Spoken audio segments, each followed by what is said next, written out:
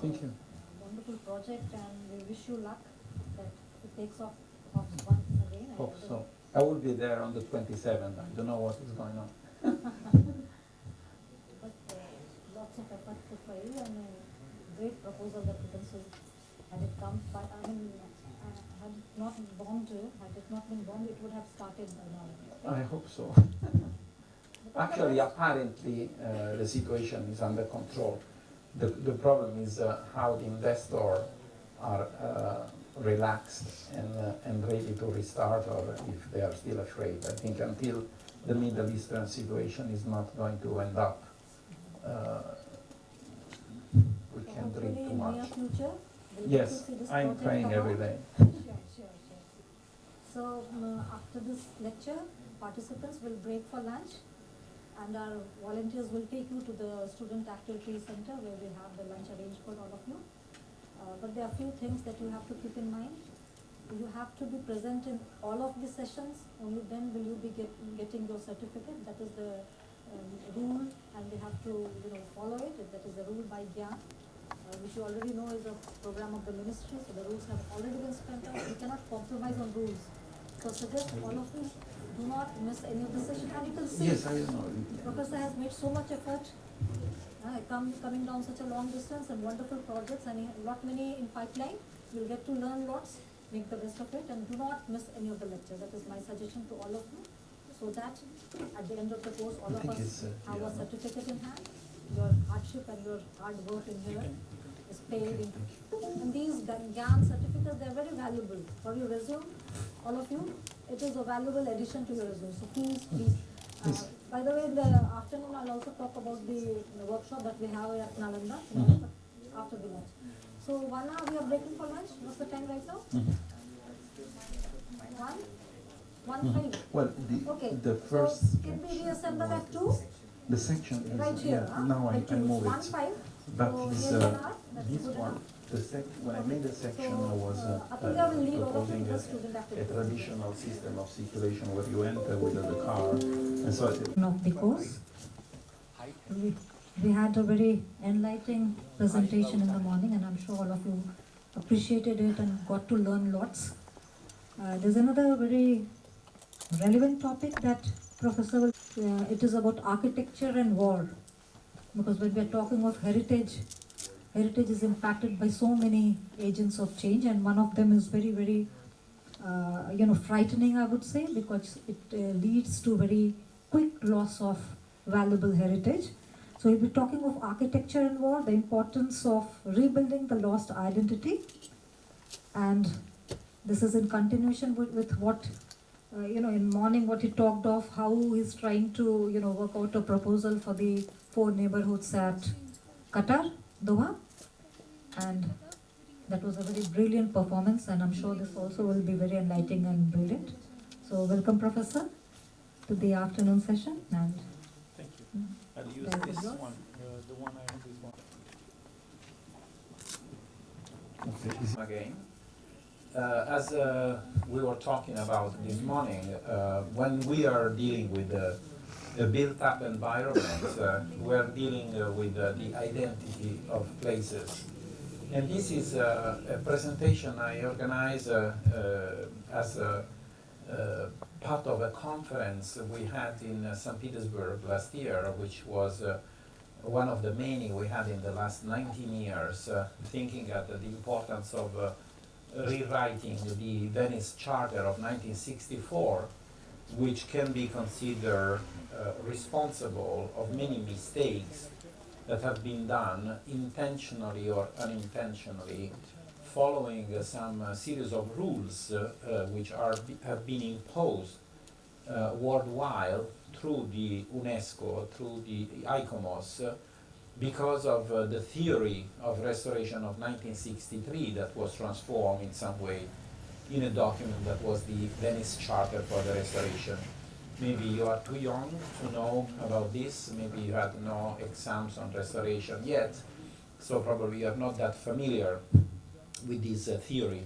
But as I said this morning, one of the biggest problems we have in the School of Architecture is that sometimes theory is made according to the very personal opinion of professors, or according to the trend that is making professor and practitioner afraid to be considered out of their time, because there is always this accusation of being not aligned with the sign of the time. The Zeitgeist was the German word used in the 20th century.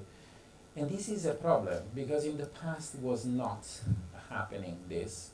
In the past it was much more natural. Where we have another presentation, don't remember if it's the one in Nalanda, about the proper way of making restoration. So today is much more about the reconstruction, but also the side effect of wrong rules, which are universally recognized as necessary, which are based on ideology, which are based also on the ideology of people with no knowledge on construction, on materials, on behavior of the materials, and obviously on durability. There is this idea that something that is dating to the 21st century has to be recognizable from the original masterpieces, which on one hand could be considered correct. On the other hand, the question is, what is the authenticity? Is the authenticity the design of a project, or is the work of the craftsman that built something according to design of the project made by the artist? Was the artist the author of the design, or was the artist the craftsman that made something? But the other question is this really a problem? Or probably the problem is that a monument is a timeless, and it deserves to be maintained and passed generation by generation in order to perform the role of being a monument as a symbol of identity. It's a big question. It's impossible to give an answer right now, and whatever answer I'm going to give you will be mine, which means that even in this case, I'm wrong, because history is written by the winners, unfortunately, not also in the past, but also according to what is happening in these days. History of architecture, history of art has been written according to the authors of the books that wrote these books. This doesn't mean that it's wrong, anything. It's wrong to take a position and remain rigidly on that. It is wrong to ignore different readings, which means that if in your syllabus you have one book that is suggested, probably you have to read 10 in order to have a broader vision and develop your own ideas, instead of become a slave of the idea of the person that was promoted by whoever. The knowledge needs to have a vast, broader vision in order to be as complete as possible. And it's always necessary to listen more bells to have the truth, because probably the truth is always in between. In this case, I want to bring you to one of the more recent problems we have, which is something that is very recent because it's the consequences of the use of, apparently, of religion that is made by people that have no idea and probably don't want to have any idea of religion, but are abusing of ignorance of people, and through the ignorance of people and superstition, they can use weird interpretation of religion to justify the worst murder of human being. In the last decades, especially after September 11, we had a growth of many apparently Islamic extremism, which probably are guided by other people which probably don't have any, or at least at the beginning were guided from outside, and then obviously they took the power and they decided to go forward and rise up the requests to those that gave them the power to create the destabilization of country. Among these, there is the ISIS. And I'd like at this point to remind something that was written in the intro to a book I wrote in 2010, where Paolo Marconi, that was one of the greatest architects of restoration, probably the greatest of the 20th century.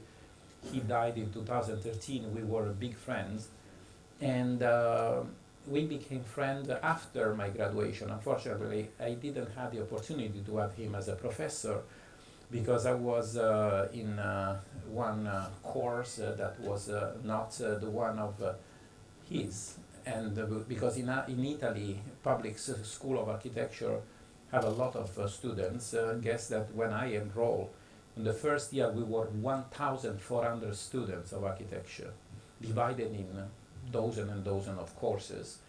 The second year we were reduced to 700, and step by step we were reduced.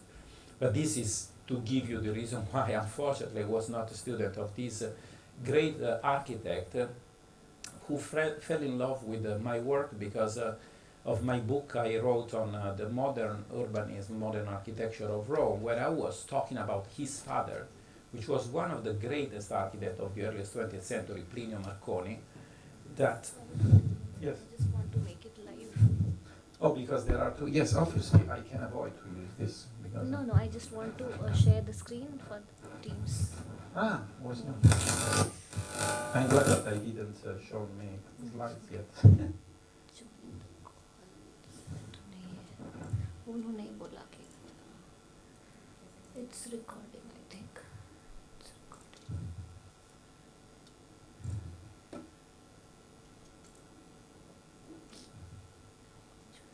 He's the guy that was this morning. Yeah, I will call him. I can keep talking. I'm not moving slides. But this slide is something that I can read, so it could be kept.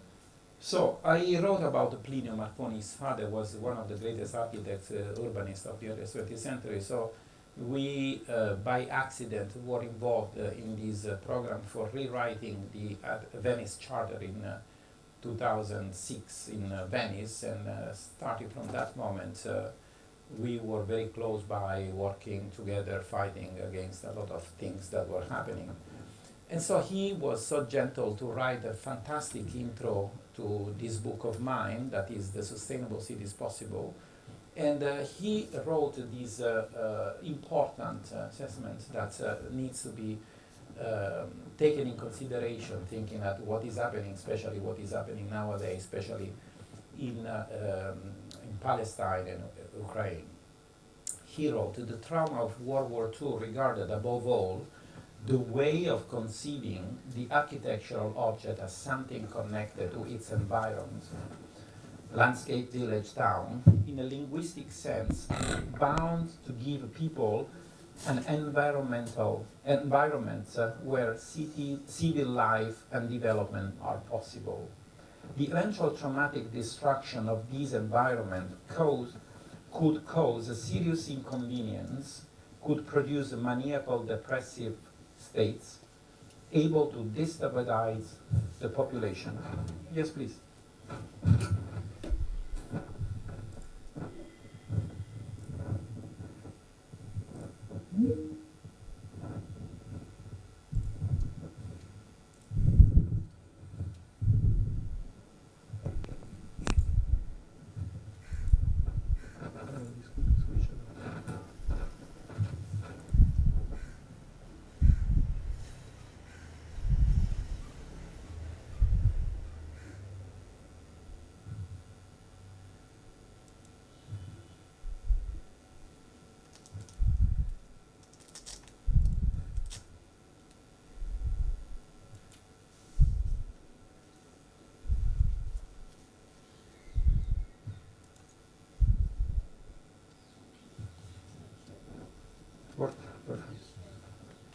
Thank you.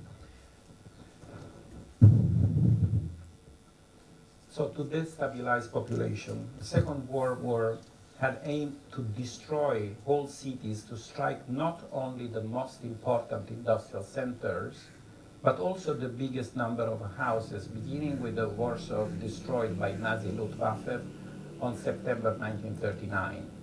This was followed by the destruction of Coventry, England, which English army answered bombarding Munich as first, then deciding in 1942 a series of bombardments directed to Cologne, Hamburg, Kassel, Berlin, Nuremberg, and Dresden. This was shelled on February of 1945. During the same years, Allied bombed Italy, aimed above all at a civil objective in order to demoralize the population and to cause insurrection against the regime. Japan bombardments on Hiroshima and Nagasaki came after, and with them the war ended. What does it mean? This means that since antiquity, it is well documented independently for the history written by the winners, that any war brought horrible destruction of monuments, horrible destruction of places, wiped out. Think of what is happening in Gaza. When you wipe out a place, you destroy the root of a place. You destroy the identity, you destroy the sense of belonging. And people are no longer fighting to rebuild, to keep their territories. And so this has been, and unfortunately still today, the worst strategy. Human lives are lasting in, if we are lucky, in 100 years. Buildings, cities in millennia. If you destroy these things, you destroy everything. So, watching at this, you are too young to know this, but the first picture shows this fantastic, marvelous Buddha in Banyan in 1977, and then in 2001, when the problem of the Twin Tower basically happened, it was destroyed. What's the hell of destroying a monument in Afghanistan if we are dealing with the Twin Towers in New York?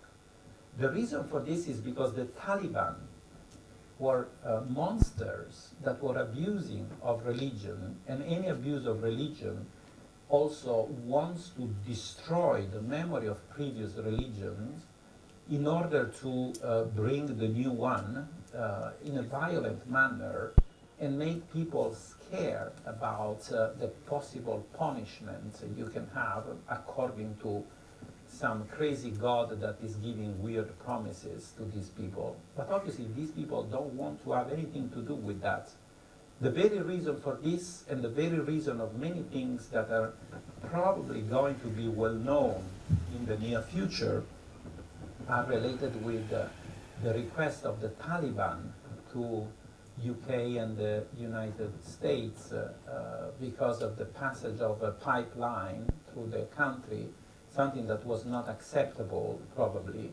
And so because the requests were too high and it was no way to negotiate this, the Taliban decided to destroy the country using the argument of religion, starting with the destruction of this Buddha. And now what we have is that ridiculous hole. The funniest thing is that the general agreement among a restorer, among archaeologists, is that it will be a crime to rebuild the Buddha, because that will be a falsification of history. This is absolutely, honestly, this is to me completely ridiculous, because I understand the authenticity of the original one.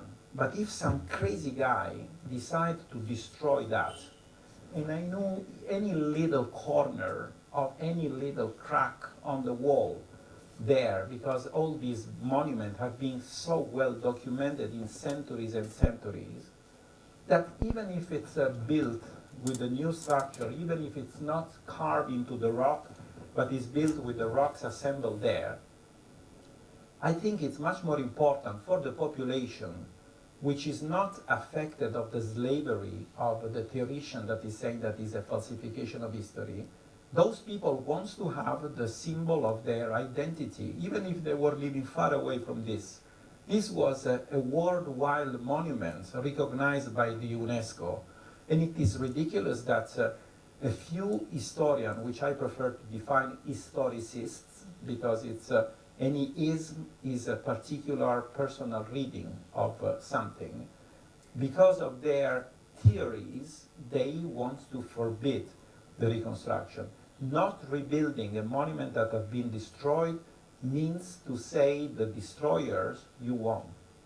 And this is something which we have to fight, because one more time, we have our approach to life, we have our approach to architecture, but I can't impose the other what is in my mind, because my dream many times are becoming the nightmares of others.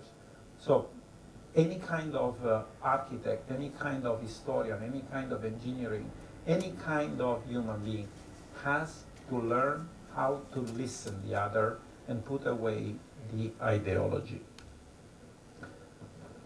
ISIS, after the Taliban, we have the horrible attack of the ISIS, not only to the Syrian population, but to the monument. What's the reason of destroying these marvelous temples in Palmyra, where no one human was living, because this is just an archaeological site, is one of the most beautiful and well-preserved, used to be well-preserved archaeological sites. So in the picture you can see what it was and what it is now after the destruction made by the ISIS.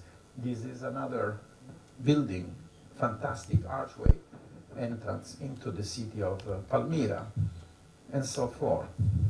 So, what is the reason why people are forbidding the reconstruction?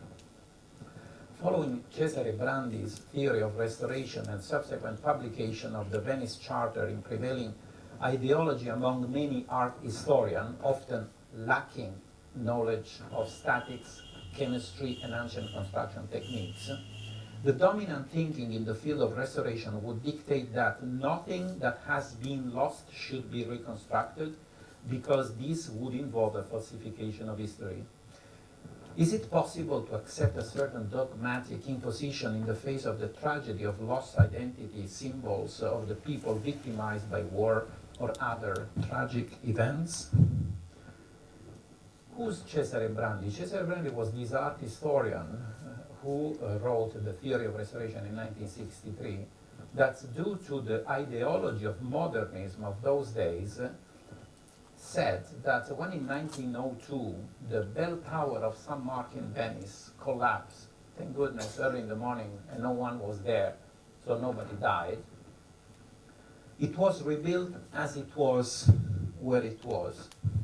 But Cesare Brandi said, accused the authors of preferring to make a fake rather than simply put something modern to symbolize the ancient structure. Could you imagine there some glass skyscraper in front of San Marco in Venice? This is crazy. I don't know, I know that there are a lot of illness and there are people that love to do really weird, horrible stuff. But privately they can do whatever they like. But when we are dealing with the common spaces and public realm and common goods, we need to listen, all the others. And I'm glad that he was not already in power when this bell tower was rebuilt. But in 1944, the bridge of Santa Trinita, built by Almanati in Florence, was destroyed with dynamite by the Nazis that were escaping and were trying to keep back the alley that were following them. The general, the local Nazi general, refused to destroy the Ponte Vecchio, which, as you can see, is still standing at the back. But he destroyed all the building before and after the bridge to save the bridge. And he destroyed also the bridge of Santa Trinita. So after Second World War, the Crest Foundation gave a donation to Italy to reconstruct many buildings. And thank goodness they imposed the reconstruction as it was, where it was, of the Ponte, and this is what is visible today. They also recover from the river the stones of the original bridge. They reassemble, and the bridge is exactly as it was where it was. But even in this case, Cesare Brandi was furious, and on those days he was already in power, and said that this was crazy because it was a fake. It would have been better to make a modern bridge. The same thing happened at the Forte Loggia della Mercanzia in Bologna, which now is wonderfully rebuilt exactly as it was. If we open a manual, a dictionary, a vocabulary, and we search for the word restoration, we know that is a return a building or a work of art to its original condition using appropriate repair and reintegration. This is the definition of the vocabulary.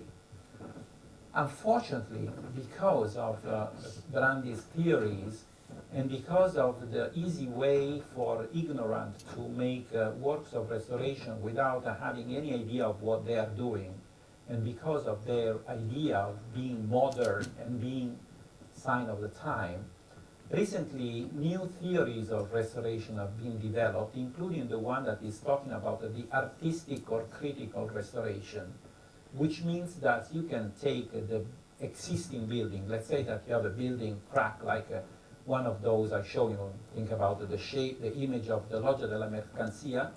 You can keep what is remaining left in bricks, and then you can rebuild the corner with a steel and glass horrible structure, basically having a kind of fetishism, which is not restoration, which at the end we will see is also causing a lot of problem. Who wants to make a restoration has to simply open a vocabulary instead of the ideology of theory of restoration and do what the vocabulary says. You have to bring the building back to what it was. That's it.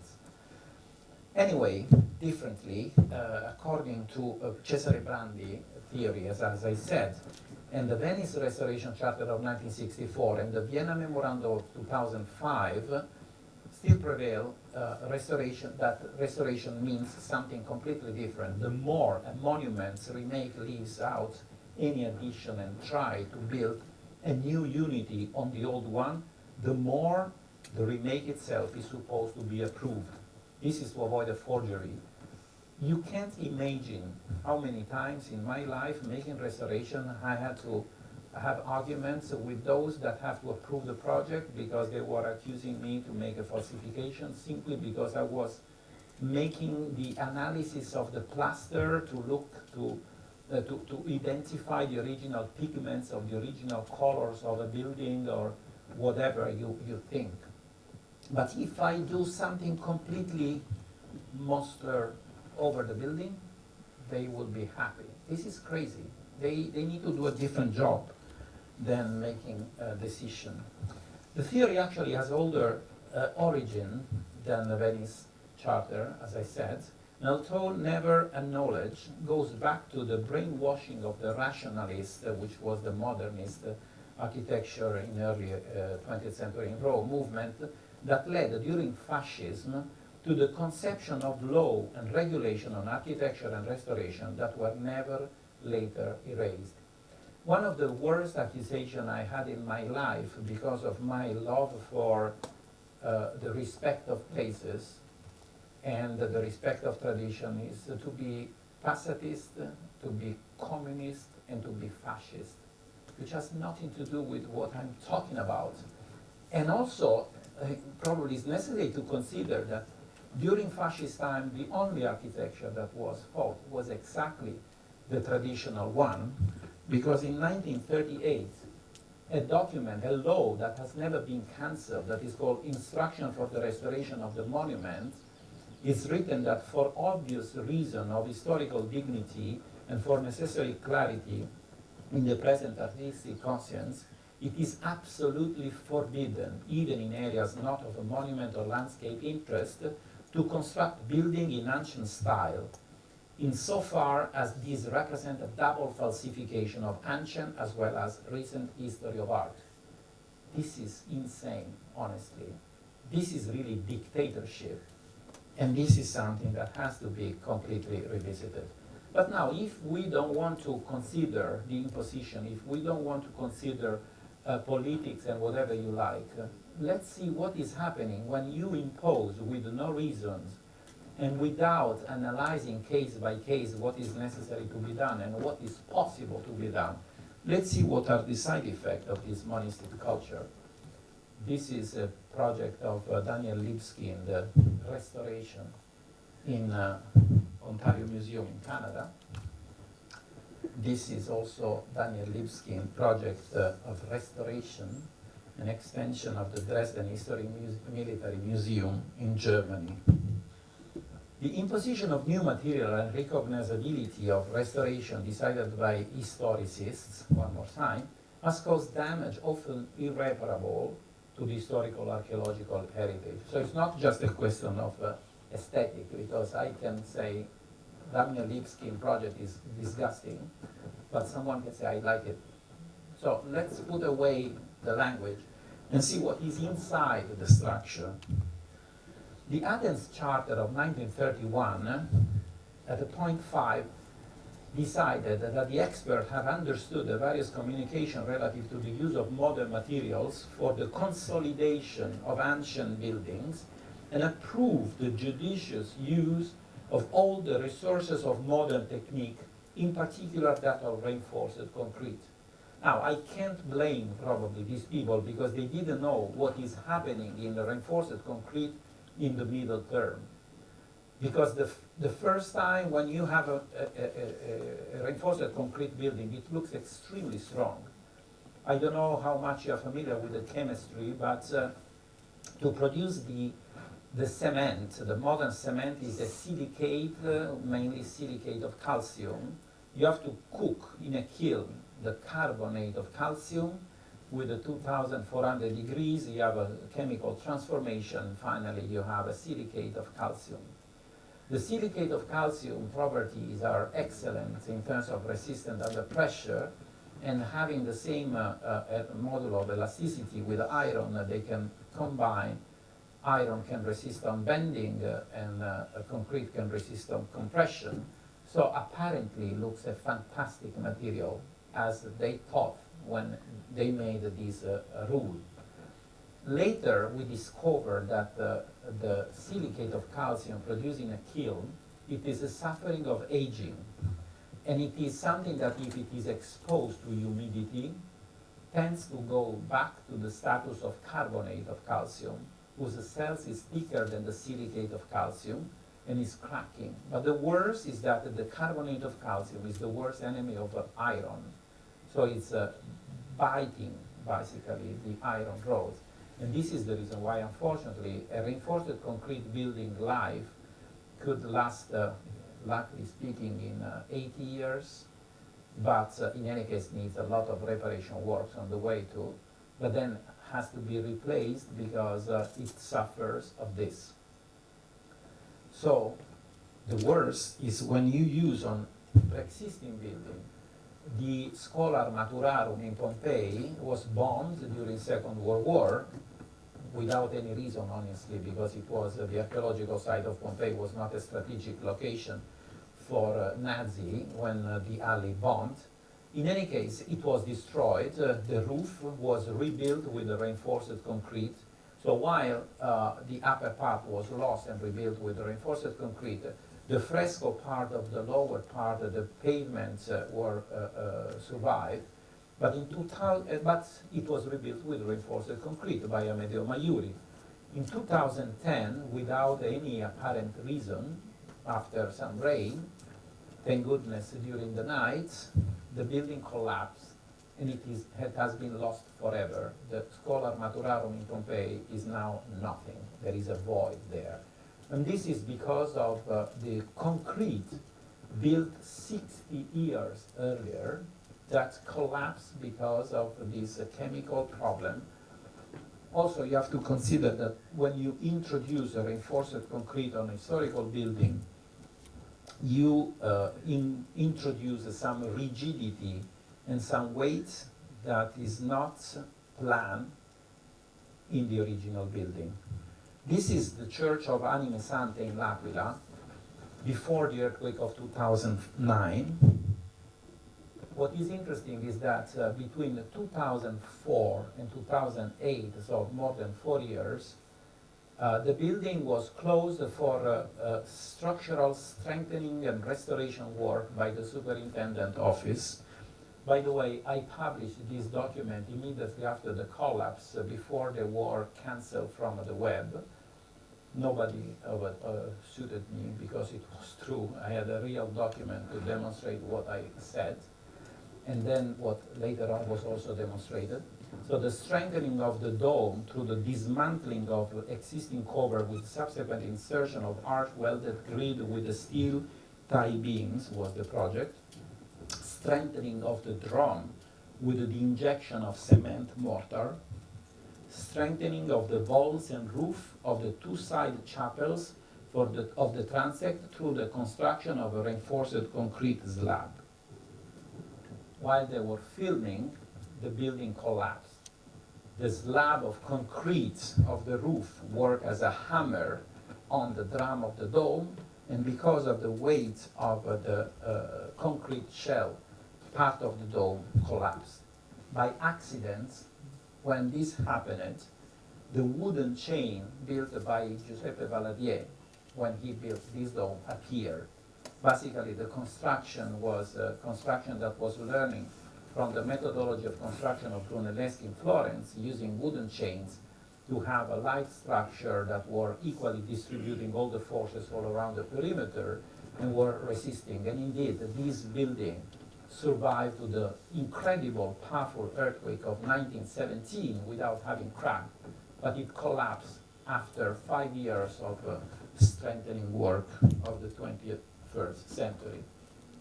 So this is interesting because the outside of the building that was not treated with any reinforced concrete resisted to the collapse. So the back side collapsed. The facade was not cracked at all, and it was only built with a kind of ashlar construction.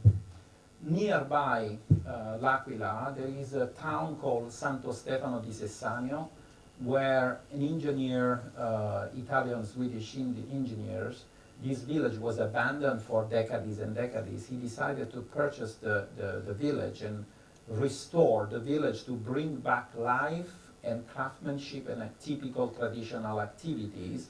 And for this purpose, he's also restored the building in a traditional manner. Basically, this could be the subject of your project.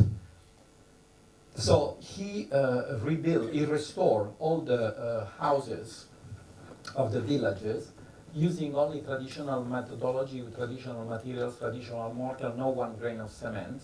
The only building it was not allowed by the superintendents to be restored by him in this way was the tower, Torre Medicea. During the earthquake, all the buildings didn't suffer any crack on the walls. The tower collapsed. The tower was reinforced with the slabs of cement at each floor and on the roof that worked as a saw cutting the walls during the shaking.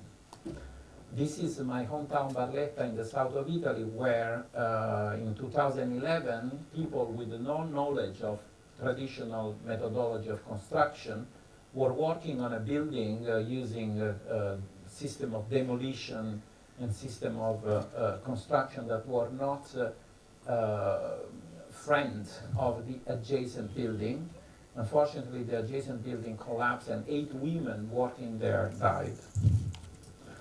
In 2012, another big earthquake in Italy, in Emilia-Romagna, destroyed many villages, many cities, many historical buildings, and all the buildings that collapsed, when they collapsed, shown the reason. As you can see, traditional buildings where inside were inserted pilasters and beams and slabs in cement that cracked the original structure. Just to have an idea in terms of weight, a traditional floor weight in a timber structure is 700 kilos per cubic meter. A reinforced concrete is 2,500, 3,000 kilos per cubic meter. On buildings that have been dimensioned, on the experience, and so are dimensioned according to what it was, the possible behavior. Dozen of example of building collapsed because of restoration made according to the theory. I can do many. This is a temple in Selinunte. It's a temple of the 5th century BC. I don't know if you can see on the fluting below the capital the presence of iron rod, because it was restored in the 80s with a reinforced concrete. They reconstructed the missing part of the capital, and now because of the oxidation they have been exposed and they are cracking the structure. In Segesta, not far from there, 4 years ago I was there with my students, and we were not allowed to visit the temple because a lightning hit the column where the same kind of intervention was present, and so the iron attracted the lightning, and the column and the capital were destroyed simply because of the wrong restoration. This is the Temple of Apollo in Pompeii, where you have these terrible condition on the entablature restored with the reinforced concrete and damaging the lower structure. So in this, in its history, a theory of history of restoration, war experience and a problem of reconstruction, another architect, contemporary of Cesare Brandi, Carlo Ceschi, humbly and objectively described how the horrific war dismantled the pompous restoration theories developed since 1931 Athens Charter on. This is very important because this guy, that probably is the greatest figure of restoration in Italy after Second World War, is completely or almost completely unknown, simply because he was diverging from the mainstream. And he was simply understanding that while their theories were leading them somewhere, people were asking to something totally different. He wrote these very moving description. He said on 22nd and 23rd of October 1942, at the night of the war which involved Italians took this decisive turn. During those nights, the blanket and strike started to hit Genoa and went ahead against Turin, Milan, and the whole Italian territory. Since then, those people like me who coped with the devastating action of war against the monument realized that all the cautions and balanced restoration theories recently adopted by restorers were seriously affected. Meanwhile, the problem of preserving old towns and historical monuments was becoming tragic. The memory of a monument's destruction has always exceeded even human life sorrow, due to the eternity expectancy of a monument compared to the natural limited human life's expectancies. Urban planning has now to consider the war factor, which appeared remarkably important only after town bombing. A correct restoration plan keeps far from selfish and vulgar ideology interest, as well as it essential that the economical factor, which always leads any urban decision, and the private interest come after the common interest. Must remember that facade of private building along streets and piazza are public indeed, since the whole built environment belongs to all the citizens. Whoever is called upon to restore or reconstruct a destroyed monument or urban fabric, putting aside a personal or dominant ideology, must always understand that it is not simply a matter of restoring the artifact, but restoring and rebuilding an identity symbol of people. The latter were extract of some of my writing on the subject. But basically, this is the problem. The problem is to learn the way of buildings were built, and this is the reason why during this seminar we want you to sketch on site and learn from what you can see the way these buildings, try to understand how they are built. It's very common today to use a system of survey using electronic devices, drones, etc., which are extremely precise in making the shell. But to make a proper restoration, you have to go beyond. You have to enter into the wall. A professor of mine of restoration was saying, quoting Gustavo Giovannoni, great restorer of the early 20th century, you have to ask a question to a building. The first time the building will not answer you. The second one not. Probably after 100 questions is going to answer you. Obviously, it's something that looks weird, but basically the meaning is that only when you try to talk with the wall and you try to understand the way it has been built, you will understand the way you can restore, the way you can complete. If you limit the survey of a building on the shell, you will never understand the reason why there are cracks that could be originated by many different things. Could be problem of foundation, could be even problem of mortar that has been wrongly made, because even traditional mortar, if it doesn't receive the proper amount of water, can leave some grain of lime that is anhydrous and is thirsty and is cracking. So it's necessary to understand the methodology of construction, the proportion of bricks, for instance, the shape of the bricks, the shape of the blocks, the system of anchoring trusses, etc., etc. And only when you have this knowledge, you can intervene on a building, respecting the building and giving back life to a building that is condemned to die. Only if we learn these things we can understand this. But more than anything else, as I said in the conclusion, when we approach a project of restoration, or especially if we approach a project of reconstruction because of a war or because of an earthquake, we always need to remember that what we restore is not the authenticity of it, but is the restoring of the identity and the sense of belonging of places. Questions?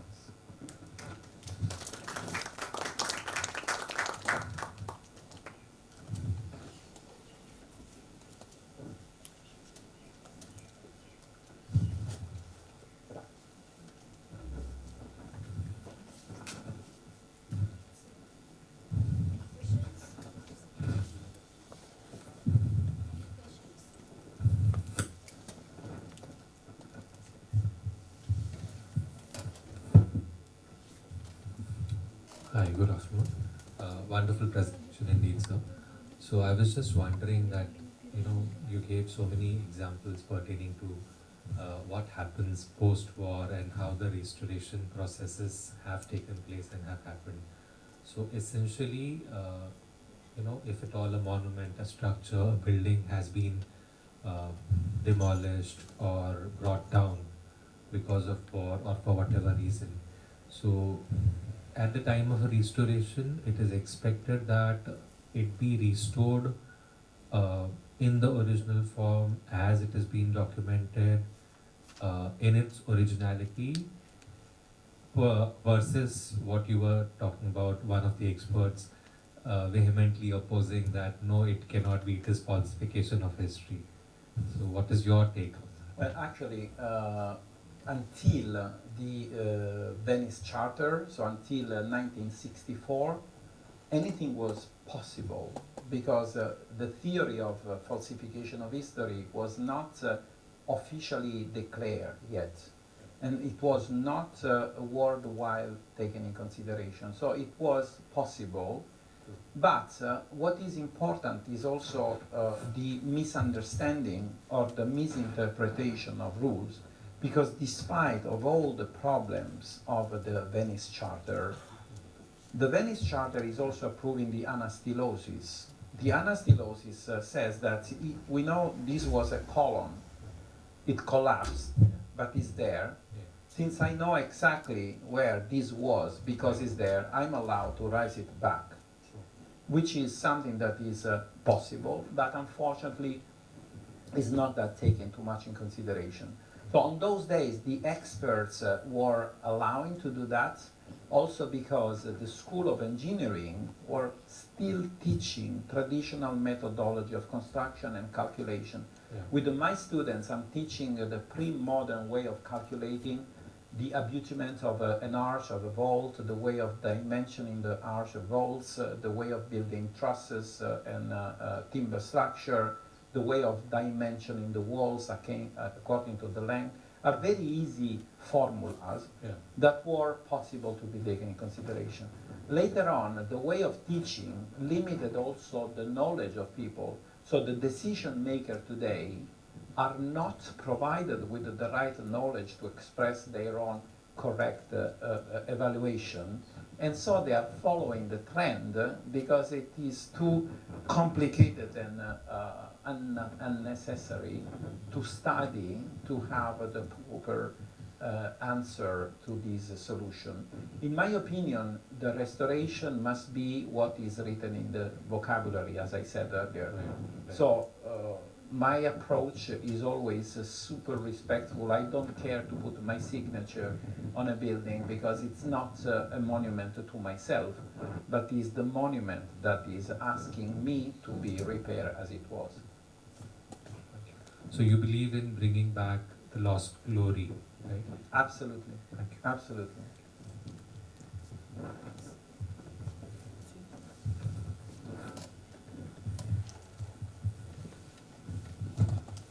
Good afternoon, sir. So you talked about two approaches of restoration. The first one being restoring a monument to its former glory as it was, like not putting a signature on the monument and all.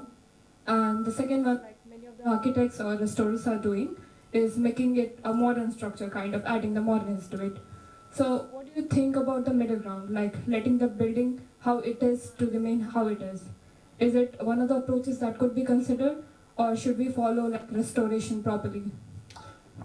First of all, we need to understand what is an intervention that could be defined restoration and what is an intervention that could be considered ordinary or extraordinary maintenance of refurbishment, because these are very different categories. When we are dealing with the restoration, we need to understand, first of all, what is the very building we are restoring, and we also need to understand what is the monument. Thank goodness, starting from the middle of the 70s, in reality already earlier, because in 1927, thanks to the governor of Siena, who opposed to the work of Mussolini to destroy part of Siena. I don't know if you're familiar, but it's one of the most beautiful places ever in the center of Italy. He decided to forbid the opening of new streets, new roads into the building, into the city. And this was the first document in the history of restoration that extended the concept of monuments to the whole city, because it was recognized, thank goodness, that a marvelous building without the surrounding is not the same. If you put a neon frame on the Gioconda, will be no longer that. So monuments need fabric, and fabric needs monuments. In a monument, obviously, what we need to do is to do something that is totally respectful of what it was, including the original function possibly, even if we have to say thanks to the transformation in churches of many historical ancient Roman and Greek monuments, if today we have it, because the abandon is the first reason of damages. So if today we can appreciate the Pantheon, we can appreciate the Curia, we can appreciate the Temple of Antonina and Faustina in Rome, is thanks to the transformation into churches. So some function that is compatible with the original building, first of all, has to be made in consideration. But when we are dealing with the fabric, what is extremely important is to respect of the outdoor, because as one of the law I quoted at the end, which is learning from the master plan for the restoration of the historical center of Bari of 1931, that article that was called The Right of Architecture was saying that the landlord always has to remember that the facade of the building belongs to the entire community, not only to himself, so it has to respect everybody. This means that inside the building, it's your building, you can do whatever you like, possibly using, not possibly, the only thing I think has to be taken in consideration is the use of materials that are not dangerous for the building. Because if you want to transform the building, I don't know how many of you know about the collapse we had a few weeks ago in Rome, nearby the Foro Romano, just next to the Foro of Augustus. A medieval tower internal part collapsed because the internal part was completely transformed with the reinforced concrete slabs. It was abandoned for a few years, and it happened exactly what happened to the Scholar Maturarum. So if the internal transformation was made with a brick wall, with a timber structure, that would have never been happening. So I'm not opposed to an internal transformation of a private building to be adapted to the life of today. I'm not opposed to the idea of adapting the building to the needs today we have.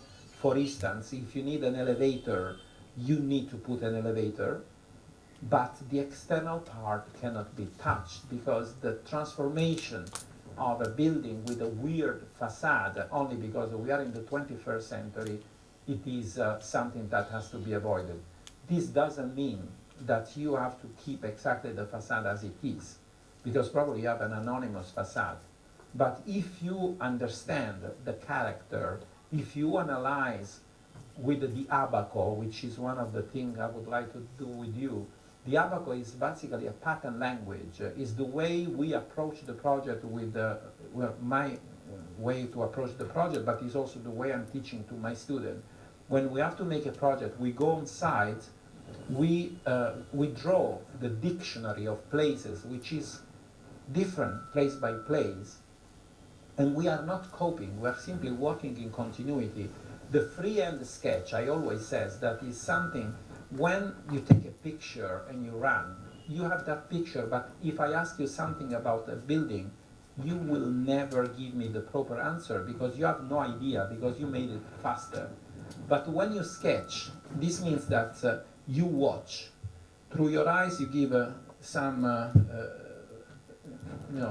command to your brain. Your brain is moving your arm, is moving your hand, is moving your pencil on your sketchbook. And this means that whatever you put on your sketchbook becomes part of your genetical code. And in this way, you can make a project for that place in continuity, naturally, even without watching. You will absorb the system of organizing the tripartition of a facade, the way of making typical cornices, typical chimneys, typical whatever of the place. And your project will be a brand new project next to an historical one, but they are engaging in relationship. They are not offending one each other. And I think this is the way which I think is the answer to be in the middle, because be too dogmatic brings to ideology, but sometimes it's necessary to be dogmatic if we really understand that we are, our life is lasting soon, and as I'm quoting one more time some Native American, we need to understand that this world is not ours.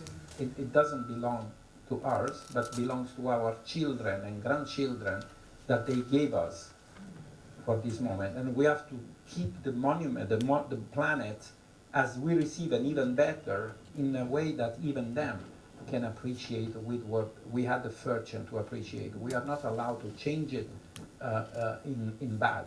We can change it in good, but not in bad. So I mean, it's an interesting theory because like most of the people, they say we borrow our world from our children, like we have kind of borrowed it, but you said we have taken it from the previous generation. It's also interesting. Also, I was quite interested in your vocabulary. You said every place has a different dictionary. Can you like brief into it, give a summary what you mean by the dictionary of a place? The dictionary of what? You said every place or every monument or every building has a different dictionary. And Yeah, well, actually, if until say 80 years ago you were putting blanket of a person, you were putting on an airplane and you were landing somewhere, moving the blanket, watching around, it was possible for him, her, to understand where he, she was. Because it was this regional character that was making places different, similar but different. Today, especially after the imposition of the international style, the world has been flattened in ugliness, unfortunately. And so, to me, it's important to analyze place by place to understand what is the local dictionary. As I always like to say, because even we are surrounded by enemies, and enemies are for architects like me are generally those that I say are suffering of the syndrome of the fox and the grape. I don't know if you're familiar with this ancient Aesop story, where the fox seen the grape and she was not able to pick it, and say, "Why don't you climb?" One friend said this, and instead of saying, "I'm not able to climb," they say, "It's not ready, I don't take it." Which is exactly what is happening with those that are not able to do a kind of respectful architecture, prefer to say to those that are able to say, "You're wrong," instead of learning the way of doing that. So what we have with our approach, traditional approach, is that we are surrounded by a lot of people like these that are accusing to be pacifist, the communist, the fascist, and romantic. Even, it's like romanticism for me is a nice word, but someone told me that was an offense. I said, thank you very much, very kind of you. I'm teaching not a style, because what is the problem of Beaux-Arts, for instance? If we have the modernism, is because of the dogmatism of Beaux-Arts. The French-English way of imposing one language, the same language for all the planet, is what brought people at a certain point to rebel, because they were not recognizing the functionality of something, but also because at a certain point it was necessary to be proud of their origin, which doesn't mean to be fascist or communist, being simply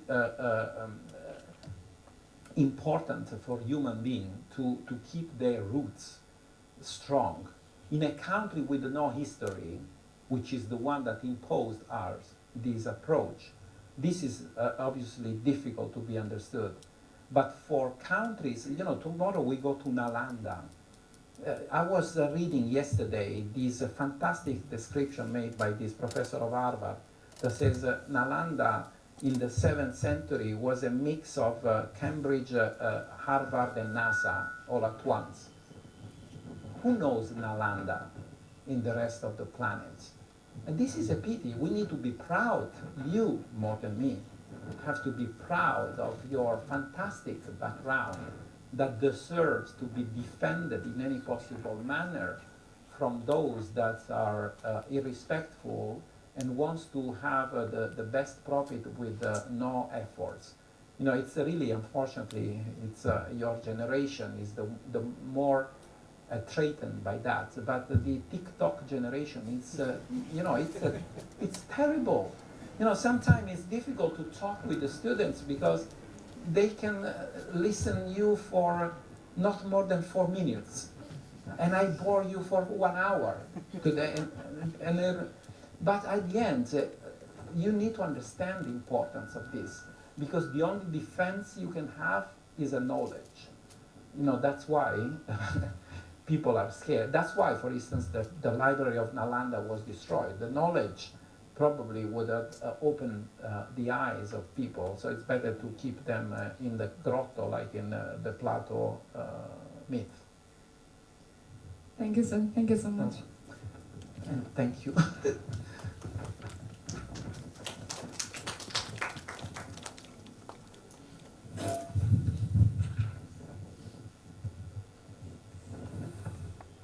So, I wanted to ask, as you already touched on it, for Nalanda, what will be your take if, we want to restore it, and if it should be restored to its original form, or it should be like customized to the context of like how the children behave, like the TikTok generation behave nowadays?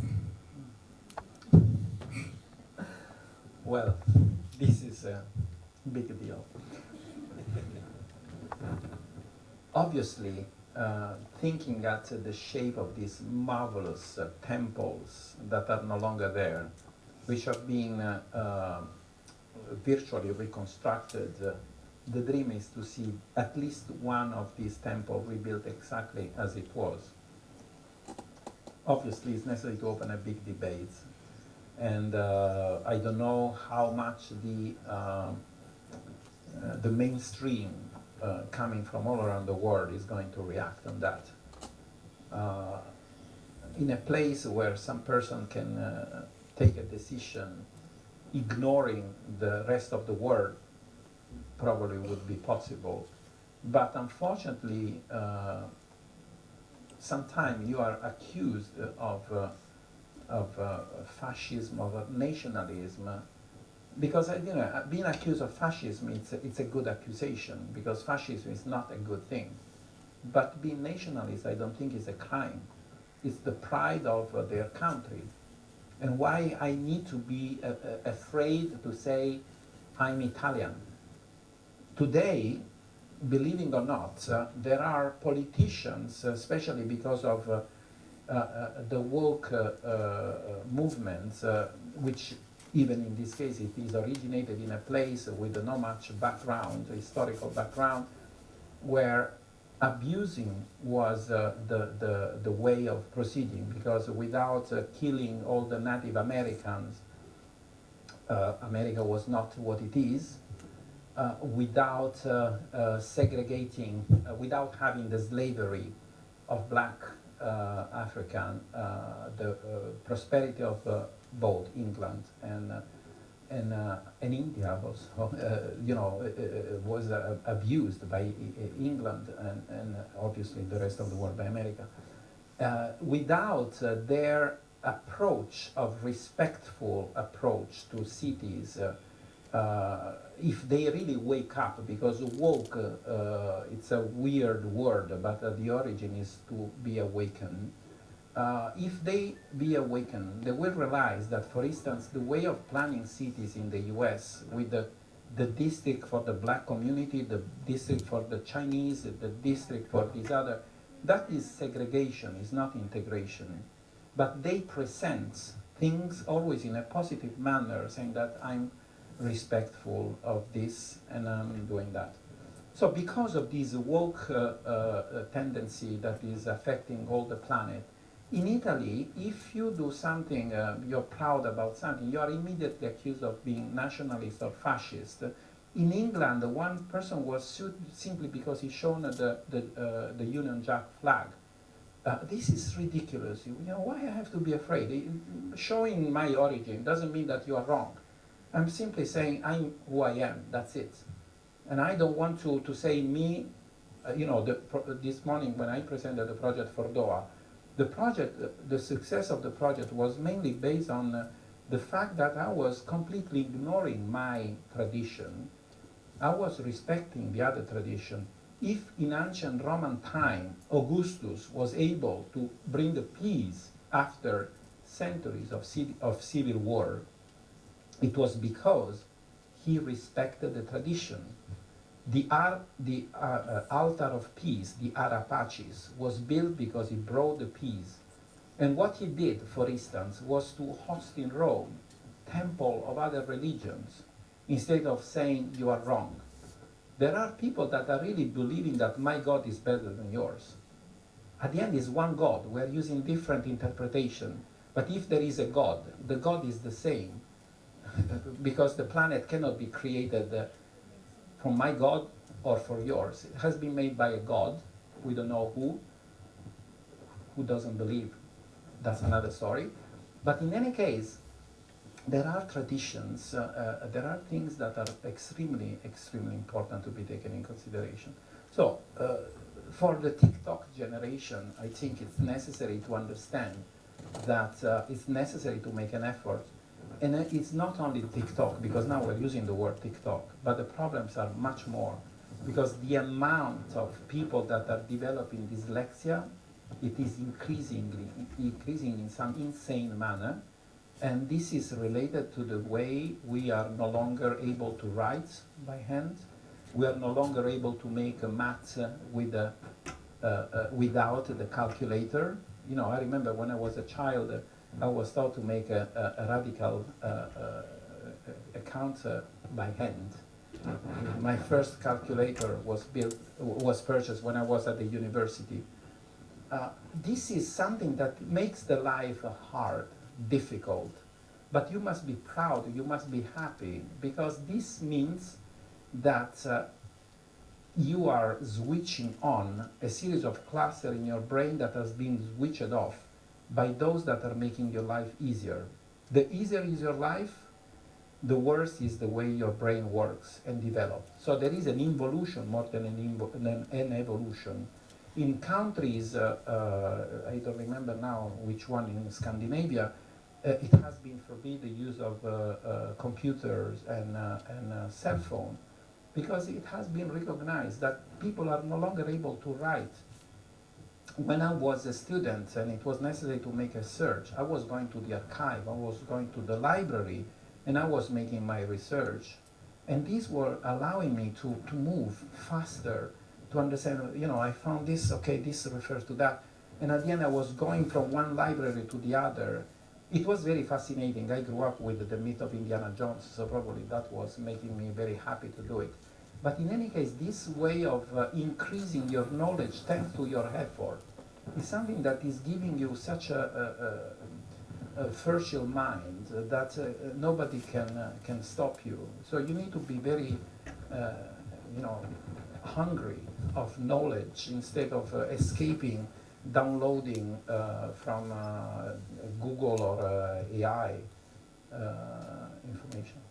So I went too far from your question, but in some way, I hope.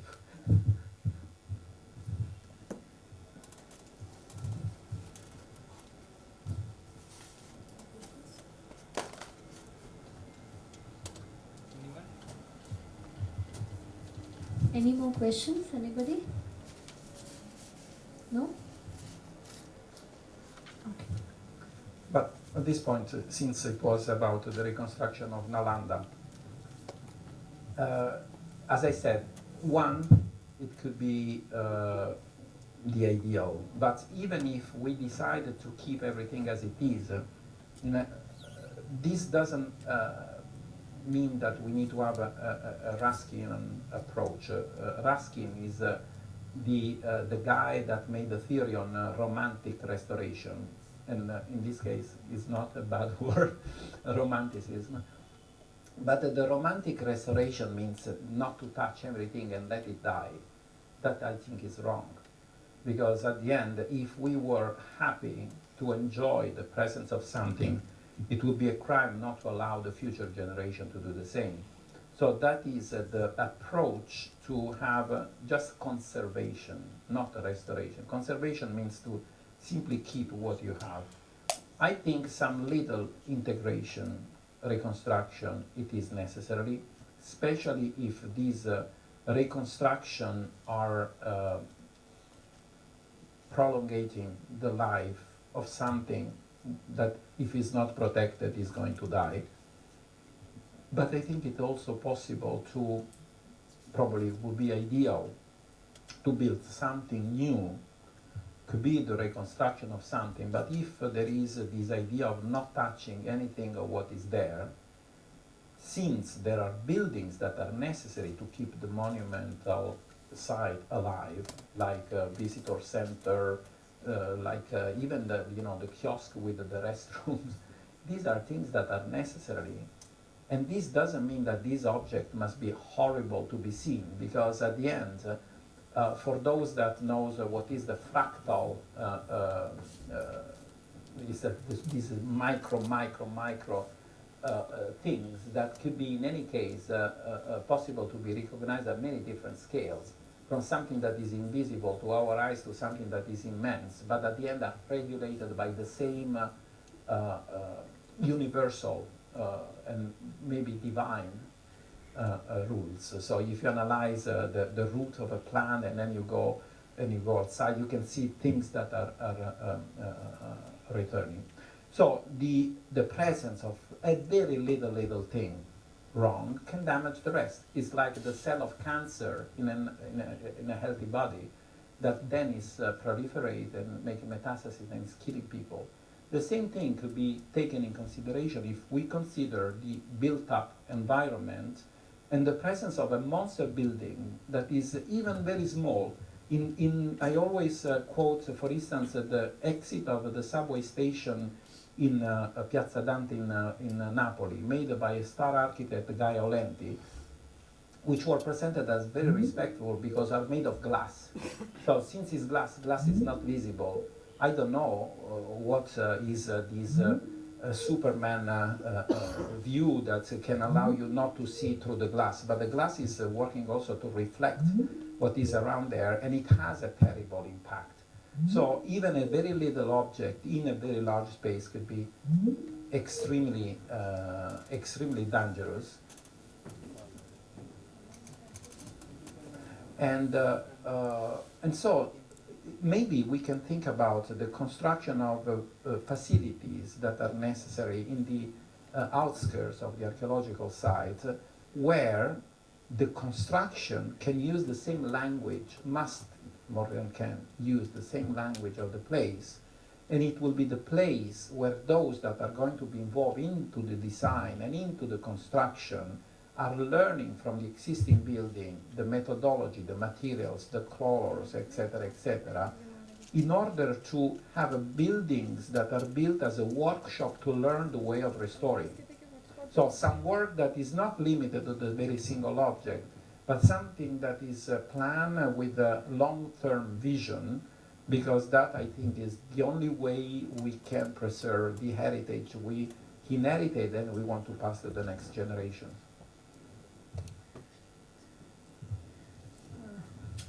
So two questions come to my mind. First, we talked of the Venice Charter being revisited, and of course it was a big exercise.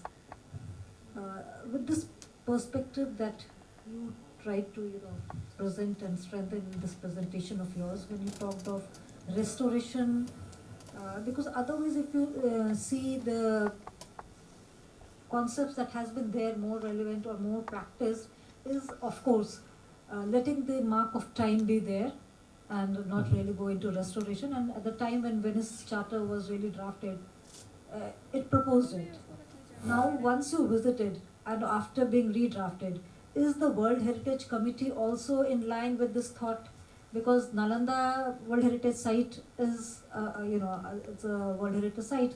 So if we really think in this different, paradigm that you talked of, will that be taken well with the World Heritage Committee, or there will be issues in it?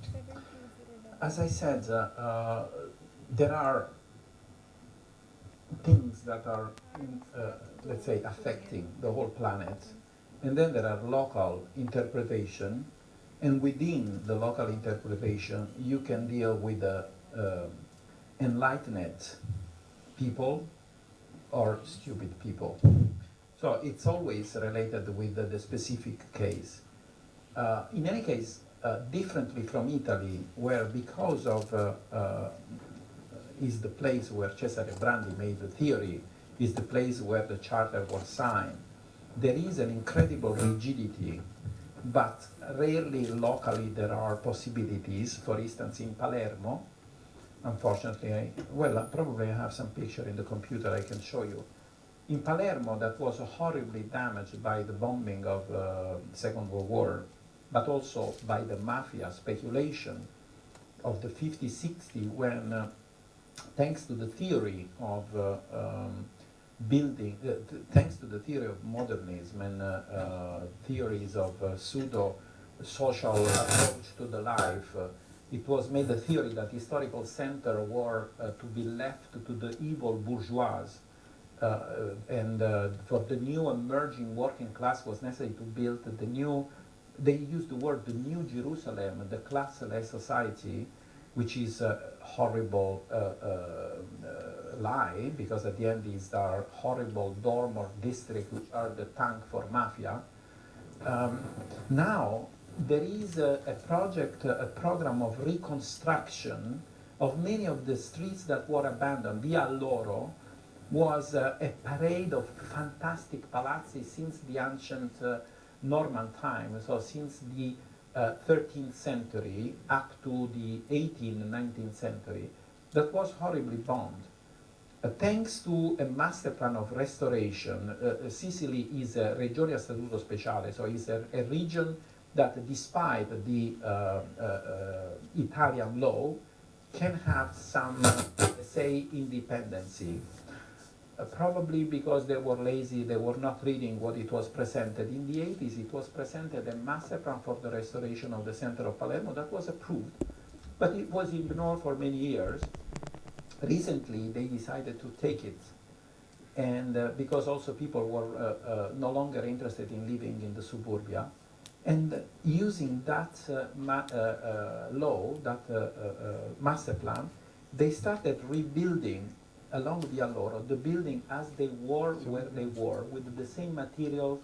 And so now there is also some incredible development of craftsmanship, and this means local economy, of people, expertise of blacksmiths, of plaster, of stone cut, etc. And you have this building that looks built in the 18th century, but they are built maybe 5-10 years ago. I've been in Russia for the works I've done. Being on the other side of the wall, Russia, for many years, it was not affected of the theory of falsification of history. So many buildings that were destroyed by the Nazi, like for instance the Pavlov Castle, that was splendid. I've been there, and honestly I didn't know the story, and I was watching this building, spectacular, and then I saw a room with the picture after the bombing. Basically it was completely wiped out. They rebuilt the building, and they also remade the freschi exactly like they were. So it's a splendid example of reconstruction that is worldwide now recognized. And I know that in Japan, there are temples that are dismantled every 25 years, and they are going to the same quarry to rebuild because they think is the monument important, is not the theory important. So probably we can have people smart enough in Nalanda to understand what could be made to be proud and even more proud of what Nalanda used to be, instead of saying, okay, because today we have I don't know in your country, but in my country there is this horrible habit of using archaeological sites and monuments and museums to display the worst modern installation with the nonsense, which are really like a punch on your eye, which are temporary, but at the end are offending people that are traveling for 1,000 kilometers, spending thousands of euros, and then they go to the church of San Giorgio Maggiore by Palladio. They can't see the church because the center of the transept is used for some disgusting modern installation. I think it's necessary to think about the side effect of everything we do. And at this point, except for Italy, what I can see walking abroad is that there is some large use, independently from ICOMOS suggestions, recommendation, as they used to say. There are cases of reconstruction. If you go to Scotland, to the Roslin Chapel, I have a picture I will show you the next days of the sculpture that is carving on site the finals to reconstruct those that are damaged over the facade with the same stone, with the same technique. So it is definitely possible. It's not a crime against humanity, the disrespect of the Venice Charter, because the Venice Charter, it is making the interest of industry also. And we need to understand that we need to be able to understand the business, but we need to understand that we are temporary while the monuments need to be used and enjoyed at least as we receive. Issue in this case of restoration is most of our heritage, the traditional knowledge that has also been lost over the That years. is the most important problem. Yeah, that is one of the limitations which has to be really dealt with. So creating the traditional knowledge and then having that base, skilled workers and knowledgeable person. So that is another area where This is, I think, the most important things to focus on. As I was saying yesterday, we had this conference in Berlin in May, aimed at creating some European school of classical traditional urbanism, architecture and building techniques, like the one of the University of Notre Dame in the US. And the idea in the near future is to create at least one school like this per country, per continent, because this is the greatest problem we have. Because at the end we can have all the best intention to restore, but if you don't have people that are able to do it, we can't. And until we have still alive, artists, craftsmen, experts that can teach the future generation, we are in time to don't lose this knowledge. Later will be too late. And so if I can give a suggestion, since this is also the National Institute of Technology, technology doesn't mean only computers. Technology means technology to build.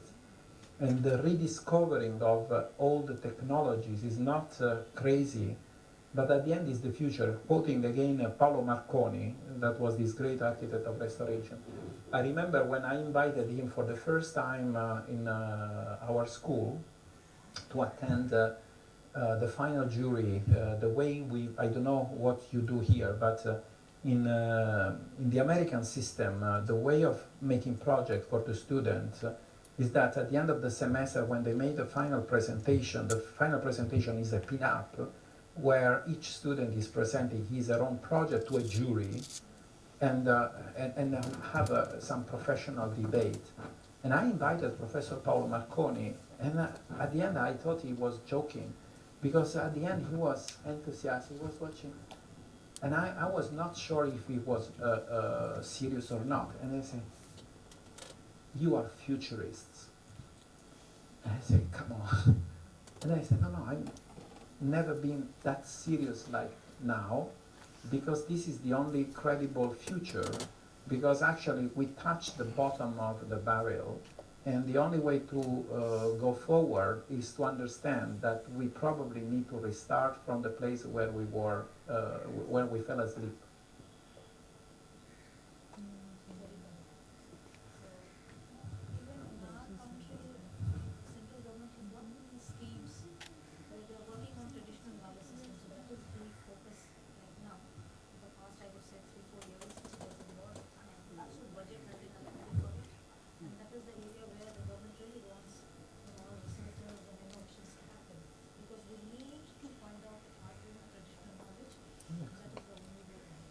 Excellent. Excellent. What is interesting is that even European community, and this is the main argument I'm using when I'm making this project. For instance, now I have a project near Rome where I want to take advantage, because there are a lot of very negative things in the European community. It has been really a trap, honestly, to say exactly what I think about. But on the other hand, there are also positive things. For instance, there are a lot of funds that are given by European community for many different things. But many times there are also funds that are offered and nobody is taking.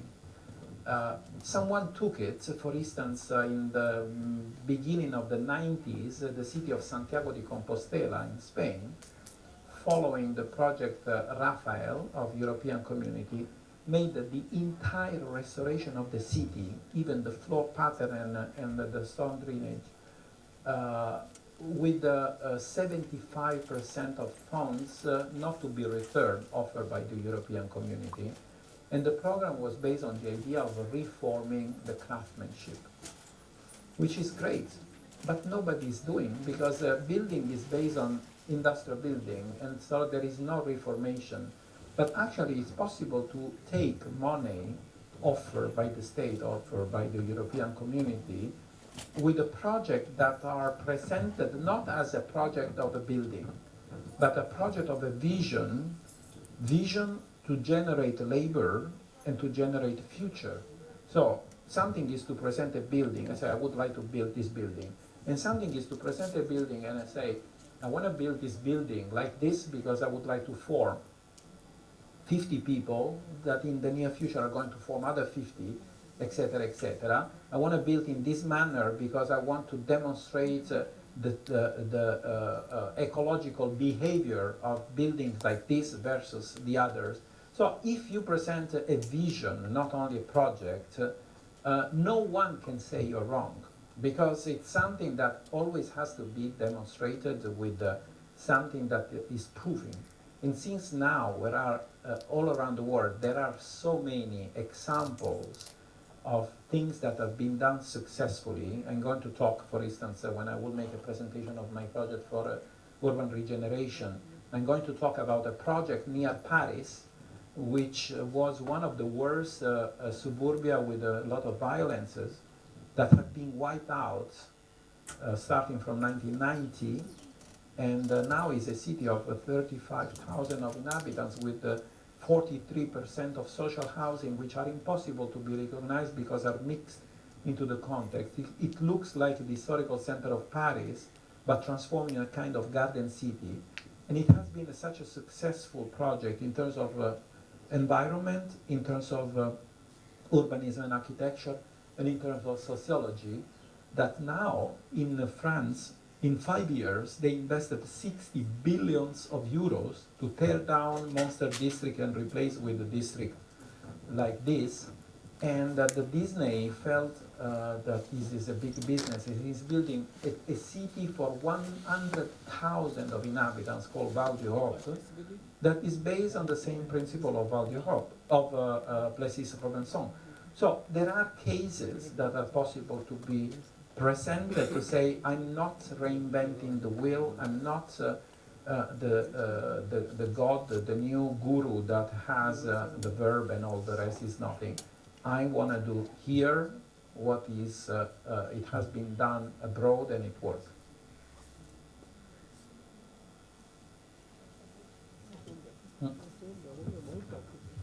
So, please have a seat. So thank you, Professor.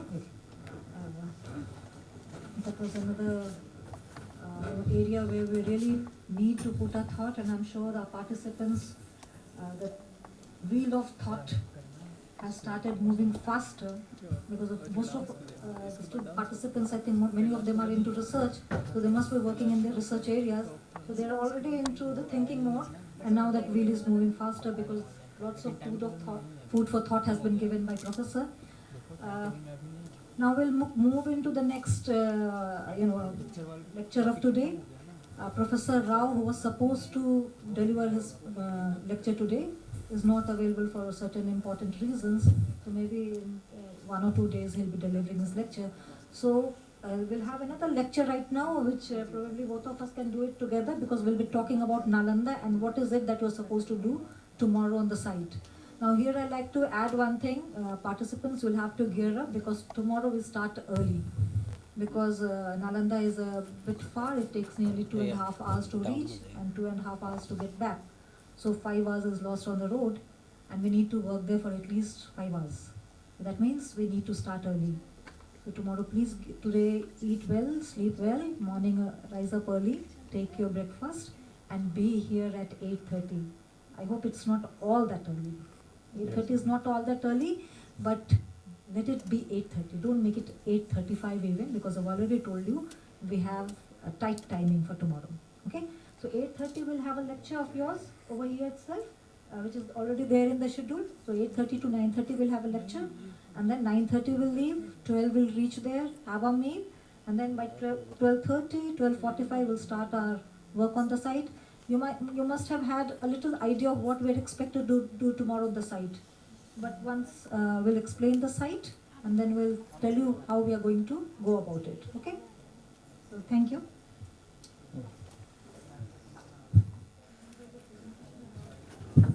Just to defend Professor Camille Signa, she's very kind because 8:30 to me is late.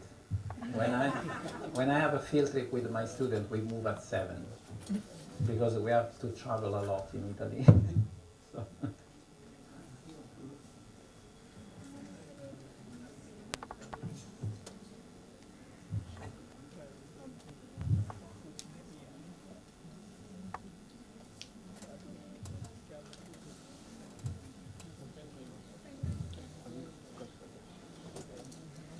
To Cologne, Hamburg, Kassel, Berlin, Nuremberg, and Dresden. This was shelled on February of 1945. During the same years, Allied bombed Italy aimed above all at a civil objective in order to demoralize the population and to cause insurrection against the regime. Japan bombardments on Hiroshima and Nagasaki came after, and with them the war ended. What does it mean? This means that since antiquity, it is well documented independently for the history written by the winners, that any war brought horrible destruction of monuments, horrible destruction of places, wiped out. Think of what is happening in Gaza.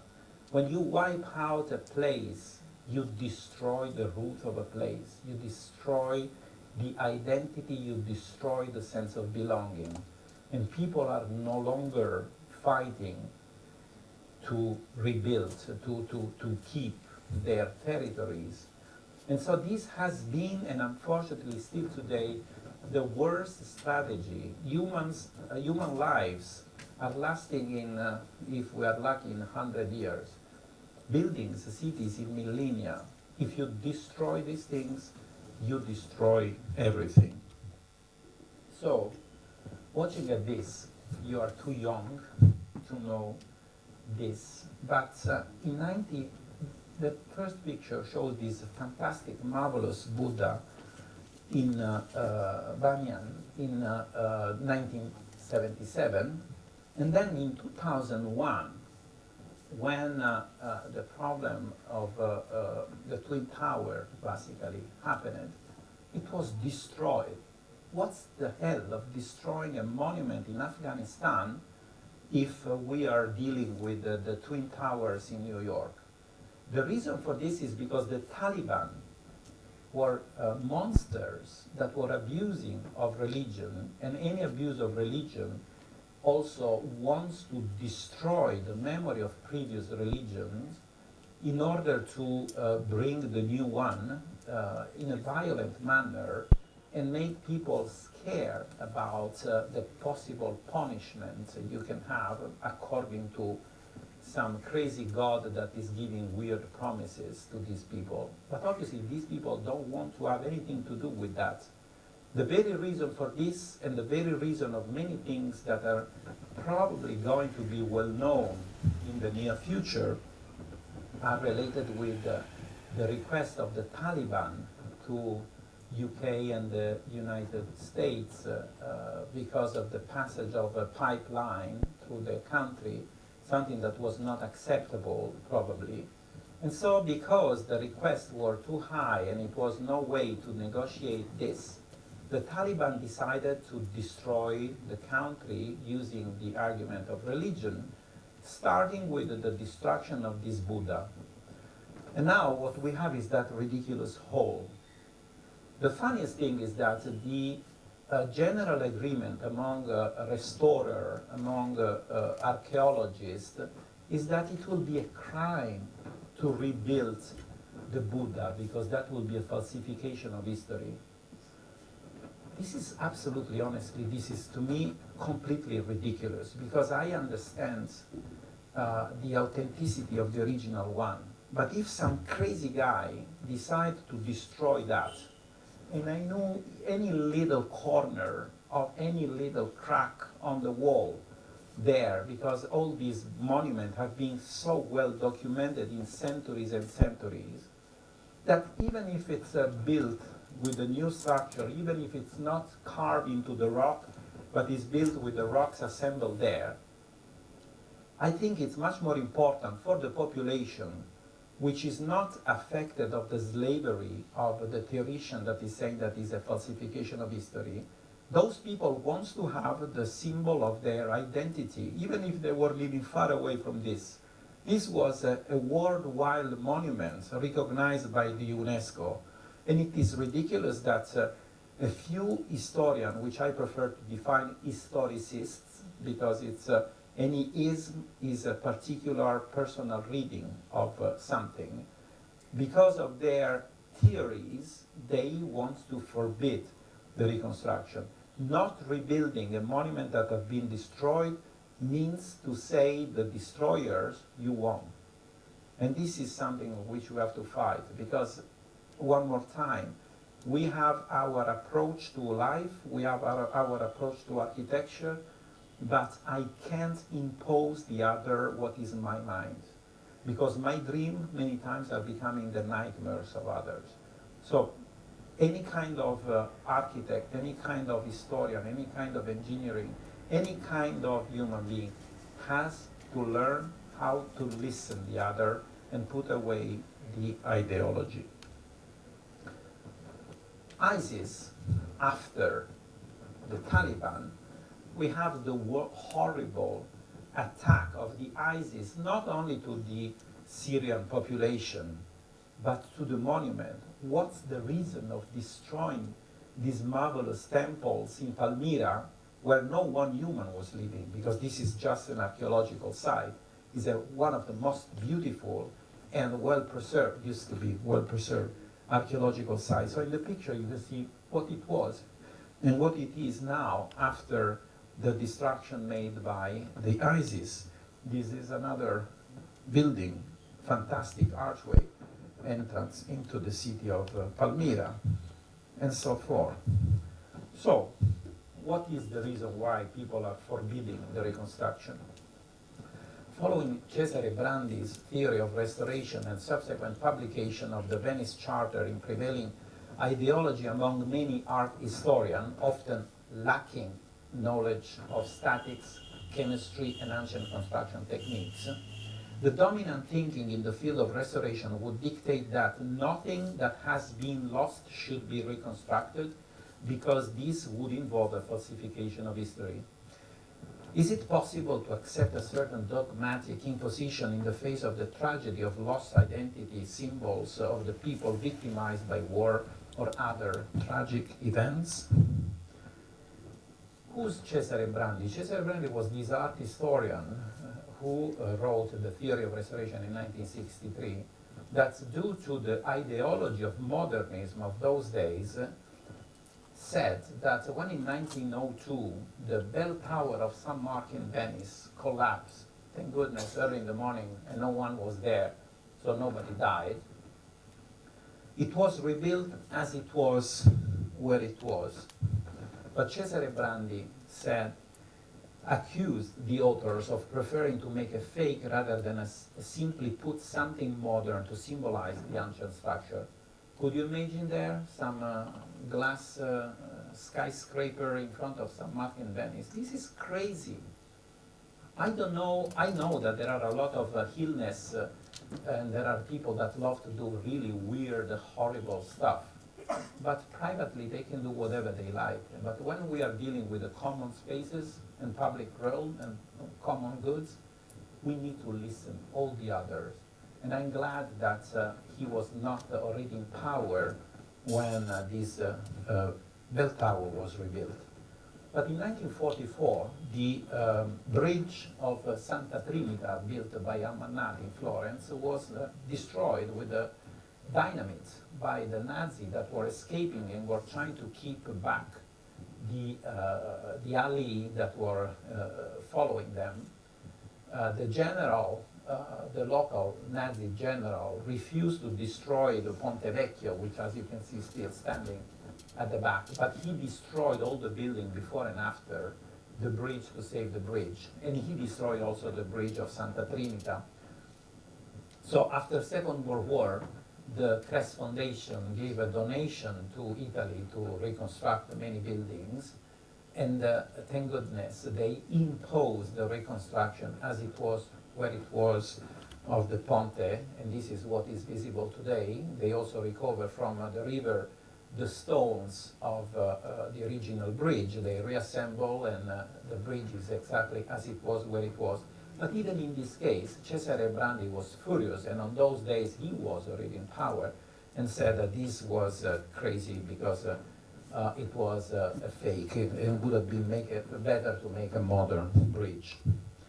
The same thing happened at the Forte Loggia della Mercanzia in Bologna, which now is wonderfully rebuilt exactly as it was. If we open a manual, a dictionary, a vocabulary, and we search for the word restoration, we know that is a return a building or a work of art to its original condition using appropriate repair and reintegration.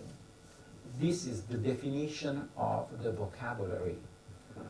Unfortunately, because of Brandi's theories and because of the easy way for ignorant to make works of restoration without having any idea of what they are doing, and because of their idea of being modern and being sign of the time, recently new theories of restoration have been developed, including the one that is talking about the artistic or critical restoration, which means that you can take the existing building, let's say that you have a building crack like one of those I show you, think about the shape, the image of the Loggia della Mercanzia.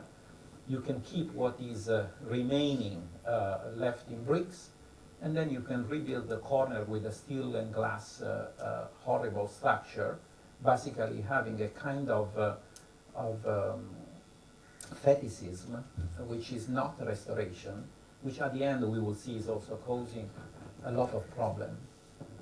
Who wants to make a restoration has to simply open a vocabulary instead of the ideology of theory of restoration, and do what the vocabulary says. You have to bring the building back to what it was. That's it.